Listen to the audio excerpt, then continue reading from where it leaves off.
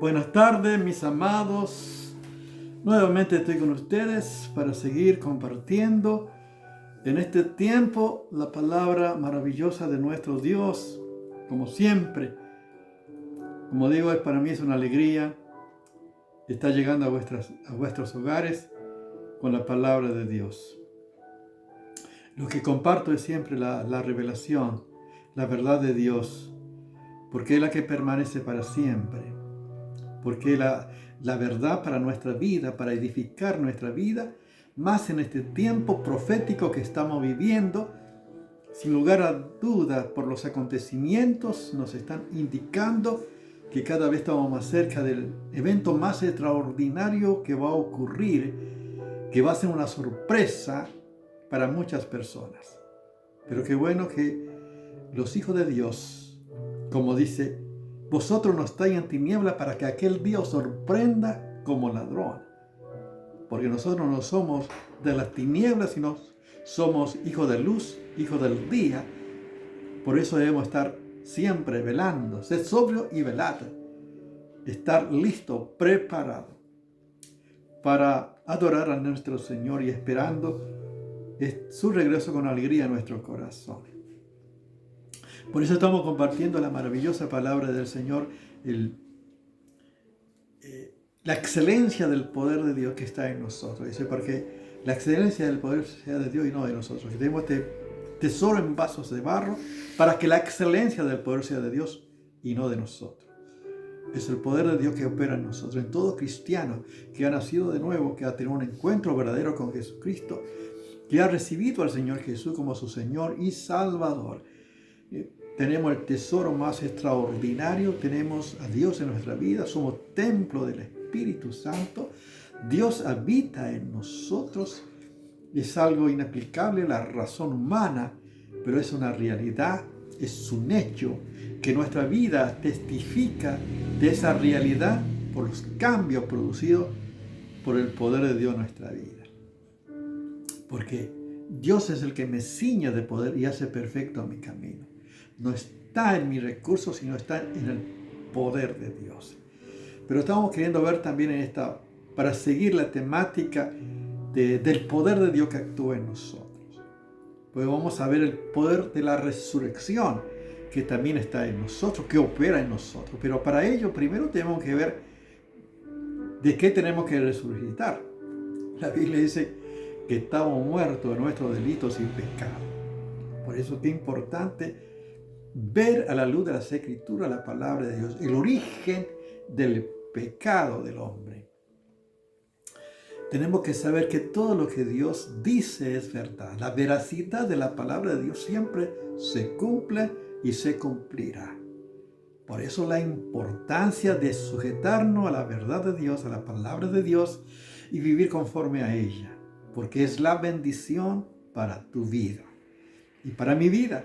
Yo quiero vivir conforme a su verdad, a su palabra. Por ejemplo, y lo que el Señor dijo, vamos a ver Génesis capítulo 2, versos 16 y 17. Fíjense en lo que Dios dice, y esto es importante. Lo que comparto con ustedes es lo que está en las Escrituras, la palabra de Dios. Y dice así la palabra de Dios, capítulo 2, versos 16 y 17. Y mandó Jehová Dios al hombre. Fíjense que dice, no fue un deseo, una intención, sino dice, mandó, es una ordenanza. Mandó Jehová Dios al hombre, diciendo, de todo árbol del huerto podrás comer, mas del árbol de las ciencias del bien y del mal no comerás, porque el día que de él comiere, ciertamente morirás. Fíjense en lo que es la palabra de Dios. Es clara, es precisa y es específica y es una ordenanza. O sea que el hombre sabía con seguridad que de todo árbol podía comer, menos el árbol de la ciencia del bien y del mal. No comerás, porque el día que comiere, ciertamente morirá. ¿Y qué murió el hombre? ¿Qué dice la palabra de Dios? Por ejemplo, fíjense lo que sigue diciendo, que el capítulo 3 de Génesis, vamos a leer, ya sabemos la caída del hombre, cómo fue, Pero vamos a ver el capítulo 3, versos 6 al 8, dice la palabra de Dios para que veamos nosotros. Y vio la mujer que el árbol era bueno para comer y era agradable a los ojos y árbol codiciable para alcanzar la sabiduría, y tomó de su fruto y comió, y dio también a su marido, el cual comió así como ella. Entonces fueron abiertos los ojos de ambos y conocieron que estaban desnudos. Entonces cosieron hojas de higuera y se hicieron delantales. Y oyeron la voz de Jehová Dios que se paseaba en el huerto al aire del día, y el hombre y su mujer se escondieron de la presencia de Jehová Dios entre los árboles del huerto. Fíjense la consecuencia ya del pecado. ¿Qué significa muerte? En las Escrituras, muerte significa separación. Y vemos que ya el hombre, cuando desobedeció, que él hace desobediencia, es el pecado. Transgresión de la ley es el pecado. La desobediencia es el pecado. ¿Qué hace el hombre? Huye de Dios, se esconde entre los árboles del huerto. Conocieron, entonces la evidencia del pecado es que en primer lugar el hombre tuvo vergüenza, vieron que estaba desnudo. La vergüenza, la timidez son evidencia del pecado del hombre. Fíjense que toda la humanidad, todos sufren a veces de vergüenza, tiene timidez, tiene temor. Son consecuencias de la naturaleza pecaminosa. Esta es una realidad de toda la humanidad. Fíjense en esto, es cuántas personas les cuesta expresarse, abrir su corazón, porque tiene vergüenza, porque tiene timidez, porque tiene temor. Esto está hablando con toda claridad que el hombre es pecador, que somos todos pecadores. Esta es la condición universal de toda la humanidad. El hombre, por lo tanto, está muerto en sus delitos y pecados. El hombre está muerto, se ha separado de Dios. No es porque Dios quiere que el hombre viva de esta manera. El hombre, por su desobediencia, no puede estar delante de la santidad de Dios por causa de su pecado. Fíjense, dice que el hombre se escondió. O sea, podemos decir que el hombre estaba jugando a la escondida. Se escondió entre los árboles del huerto. Pero la pregunta, ¿el hombre puede esconderse de Dios? ¿Hay lugar donde el hombre pueda estar, que Dios no esté, que Dios no pueda ver? Es el engaño del pecado que hace pensar a las personas que puedan hacer cualquier cosa en su intimidad cuando nadie lo ve. Piensa que nadie lo está viendo. Pero quiero decirte que no hay lugar donde Dios no esté. Fíjense que dice la palabra de Dios. Mas Jehová Dios llamó al hombre y le dijo: ¿dónde estás tú? Y él respondió: oí tu voz en el huerto y tuve miedo. Fíjense, tuvo miedo. Es una de las evidencias del pecado. Y tuve miedo porque estaba desnudo y me escondí. El hombre expresa su condición, su realidad, su temor, su vergüenza, y está hablando a la clara la manifestación de su pecado. Por eso Dios les dice: ¿quién te enseñó que estaba desnudo? ¿Has comido del árbol que yo te mandé no comieses? Y el hombre respondió: la mujer que me diste por compañera me dio del árbol y yo comí. Fíjense, la consecuencia del pecado. Trae vergüenza, timidez, temor. El hombre quiere esconderse de Dios. Tuve miedo y me escondí. Y la justificación del hombre, no reconocer su pecado. No puede decir, Señor, te reconozco, pequé, desobedecí, perdóname, me arrepiento. ¿Qué hubiera pasado si el hombre hubiera reconocido su pecado y se hubiera arrepentido? Señor, perdóname. Desobedecí. No tenía que haber comido del árbol que tú dijiste que no comiera.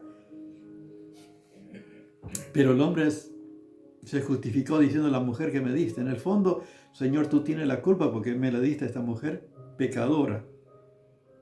Y yo caí también. Fíjense cómo la consecuencia del pecado. Pero tenemos que saber que el hombre no puede huir de la presencia de Dios. No hay lugar, porque el Dios que conocemos nosotros, que está en las Escrituras, es el Dios que todo lo sabe. Es el Dios que todo lo puede. Y es el Dios que está en todo lugar. O sea, no hay lugar en que Dios no esté. Y no hay cosa que Él no sepa. A veces el engaño del pecado piensa que el hombre puede esconderse y puede ocultar su pecado delante de Dios. Dios conoce todo.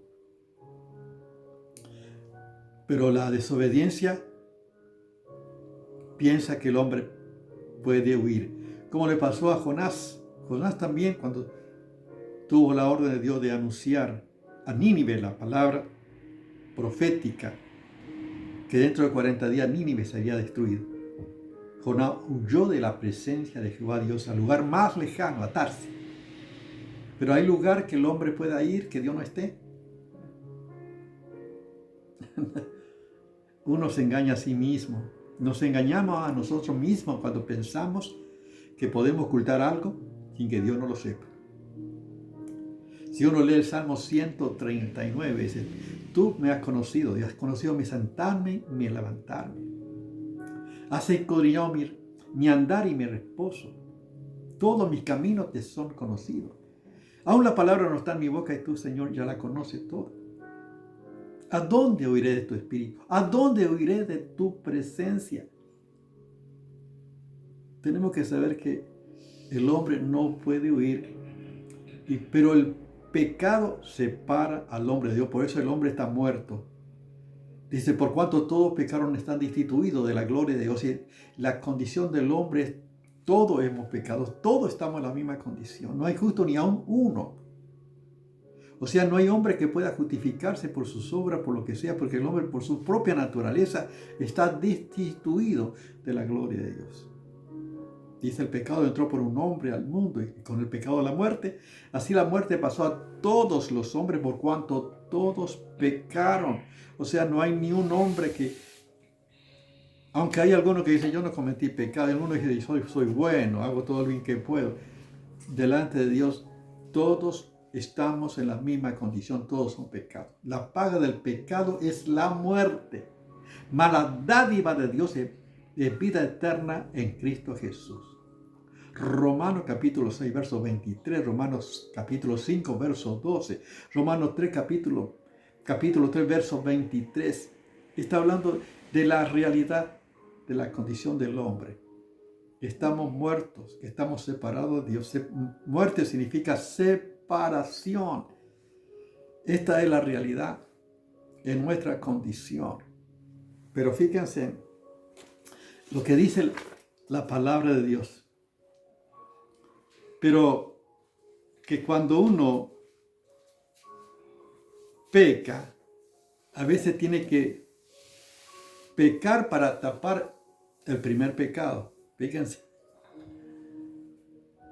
Podemos ver en el pecado de David, si ustedes ven en 2 Samuel capítulo 11, pueden ver la historia del segundo rey de Israel, que era inclusive conforme al corazón de Dios, pero también cayó en pecado, para mostrarnos, para enseñarnos al Señor que el hombre no es infalible, que todos necesitamos y necesitamos por eso estar en contacto con Dios para no ceder. Necesitamos tener intimidad con Dios, tener los recursos de Dios para permanecer y vivir una vida en santidad, más en estos tiempos proféticos que estamos viviendo.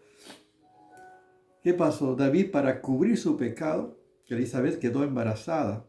Si usted ve toda la historia, él manda que su esposo que estaba en la guerra vuelva para que su esposo Uría se acostase con su esposa y bueno, pasaría como que era el padre, que iba a ser el padre del bebé que iban a hacer. Pero resulta que Uría no fue a dormir a su casa, sino que se quedó a la puerta del rey, del palacio. Y no fue a su casa. Inclusive, si uno lee más el tema, inclusive David lo emborrachó, pero aún así él se mantuvo firme. Y él pensando que el arca de Dios y los siervos de Dios están en la intemperie, y él no iba a entrar a estar con su esposa. Era más temeroso de Dios y él mismo lleva la carta de su ejecución, porque lleva la carta donde le dice que le pongan al frente y que se aparten para que sea eliminado. De esta manera, él muere y David queda con Elizabeth. Fíjense todo el drama, todo el pecado, la consecuencia del pecado. El pecado, para tapar el primer pecado, debe cometer otro pecado mayor todavía, pero se engaña uno a sí mismo. Él cuando terminó pensó que todo estaba terminado, pero ahí llega el juicio de Dios, ahí interviene Dios para mostrar que nada se puede ocultar. El pecado y trae su consecuencia tremenda, que uno puede ver toda la vida de David y todos sus hijos y todas las consecuencias que trajo el pecado. Pero tuvo que ser confrontado por el profeta Natán para mostrarle su pecado. Y ahí él reconoció, y después podemos ver a través del Salmo 51, que él se humilla, se arrepiente y la culpa, y pide que Dios borre sus rebeliones. Y Dios perdonó su pecado porque de verdad se arrepintió. Fíjense qué impresionante. Todo por eso estamos en esta condición. Pero esta es la realidad de toda la humanidad. El hombre está en esta condición, está separado de Dios por causa del pecado. Pero qué bueno saber que Cristo vino porque el hombre no podía salvarse por sí mismo. Necesitamos por eso un Salvador. Por eso Jesús dijo, yo he venido a buscar y salvar lo que se había perdido. Y toda la humanidad está perdida. Toda la humanidad en esta condición. Pero qué bueno que el amor de Dios, como dice, de tal manera amó Dios amado al mundo, que ha dado su Hijo unigénito para que todo aquel que en él crea no se pierda, mas tenga vida eterna. Jesucristo vino a cargar con el pecado de toda la humanidad y Él murió por mí y Él murió por ti para que pueda reconciliarnos con Dios. Y Él al morir cargó todos nuestros pecados en la cruz del Calvario para que tú y yo tengamos vida y vida en abundancia. Fíjese, ese es el amor de Dios, o sea, restauró aquello que nos separaba de Dios por nuestros pecados. Por eso está la persona que viven practicando el pecado. Inclusive anima a otros que lo sigan haciendo. Pero está el cristiano que también peca, pero no vive practicando el pecado, sino se arrepiente y confiesa su pecado. Y por eso es perdonado. ¿Sí? Estuve hablando con una señora y le hablé de Cristo y ella dice que, le pregunté si ella es cristiana, y dijo que no va a la iglesia, pero que ella sabe que cuando hace una cosa y está mal, pide perdón a Dios. Y bueno, esto es importante, digo, qué bueno pedir perdón a Dios.